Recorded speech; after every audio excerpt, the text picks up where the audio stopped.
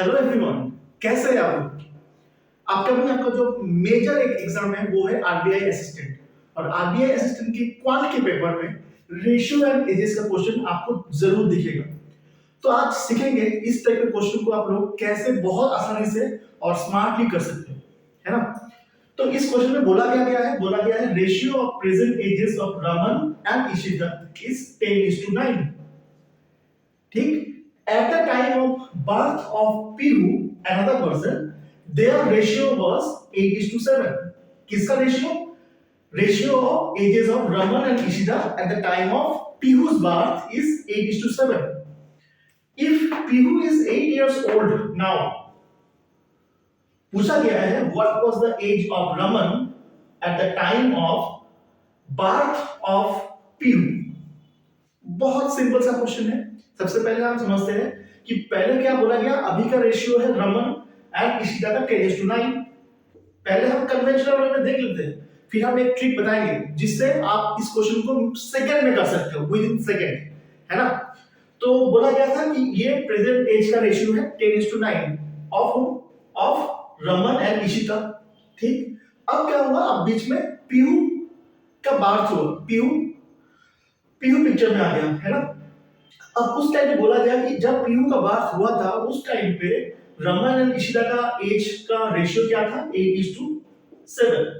बहुत बढ़िया, कोई दिक्कत नहीं। आप देखेंगे जब पीहू का बार्थ हो रहा था उस टाइम पे और जब अभी के टाइम में उन दोनों का एज का डिफरेंस रेशियो के फॉर्म में कितना निकल के आ रहा है, 2। यहाँ पे भी 2, यहाँ पे भी 2। अगर जब पीहू बार्थ हुआ होगा तब दोनों का एज कुछ ना कुछ घट चुका होगा, है ना, क्योंकि पहले अभी के एज से पहले का बात हो रहा है वो, तो दोनों का जो एज का डिफरेंस है 2 निकल के आ रहा है। ये चीज हमारे इस क्वेश्चन को बहुत इजी कर देता है और इसी वजह से इस क्वेश्चन को हम इस ट्रेडिशनल मेथड से नहीं कर सकते, लेकिन आपको एक ट्रेडिशनल मेथड समझना पड़ेगा, अदरवाइज आप इस ट्रिक को भी नहीं समझ पाएंगे, है ना। तो ये 2 साल का डिफरेंस आ रहा है दोनों के केस में। अब आपको क्या बोल दिया गया कि अभी पीहू का एज कितना है, 8 इयर्स है। तो पहले में और अभी में, जब पहले का बात हो रहा था, जब पीहू बॉर्न जस्ट हो रहा था, और अभी में रेशियो का डिफरेंस कितना निकल के आ रहा है, 2। लेकिन अब पीहू का एज कितना बोल दिया गया है, 8। That means 2 is equivalent to 8। हमारे लिए रेशियो के फॉर्म में जो 2 है वो 2 का वैल्यू हमारा जो परफेक्ट एकदम एक एक्यूरेट जो एज का डिफरेंस कितना निकल के आ रहा है, 8 बोल दिया गया था। 2 is equivalent to 8, so 1 will be equivalent to what, 4, है ना। तो अगर 1 4 के बराबर है, हमसे क्या पूछा गया था, what was the age of Raman at the time of birth of Pihu. At the time of birth of Pihu कौन सा केस, 8:7 वाला केस। इस टाइम में रमन कितना था, 8। अगर 8 का वैल्यू 4 है तो 8 का वैल्यू कितना होगा, 32, and 32 will be our correct answer. यहां तक कोई दिक्कत नहीं होना चाहिए, बहुत ही बेसिक सा क्वेश्चन है।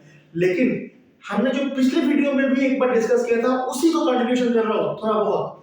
अब देखिएगा कि इस टाइम में आपको पूछा क्या गया था, आपको अल्टीमेटली पूछा गया था रमन का एज कितना है at the time of Pihu's birth. मतलब आपको कंसीडर किसको करना था, इस टेस्ट टाइम से आपको कोई मतलब ही नहीं था इस क्वेश्चन में। आपको बस देखना था कि eight the time of birth of Pihu अगर पूछा गया है तो आपको उस टाइम में रमन और पीहू का रेशियो कितना दिया था, 8:7। रमन का कितना था, 8।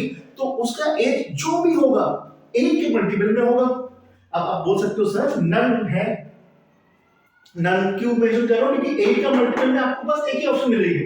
36 इज नॉट 8 का मल्टीपल, 28 भी नहीं है, 26 भी नहीं है, 32 तो हमने देख ही लिया है यहां से कि 32 मेरा करेक्ट आंसर है।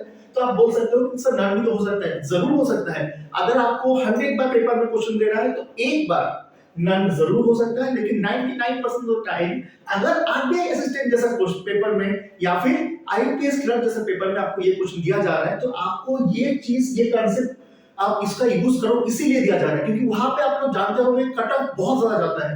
तो अगर आप ये करने जाएंगे तो आप ऑलरेडी 1-2 लाख से पीछे चले गए हो, है ना।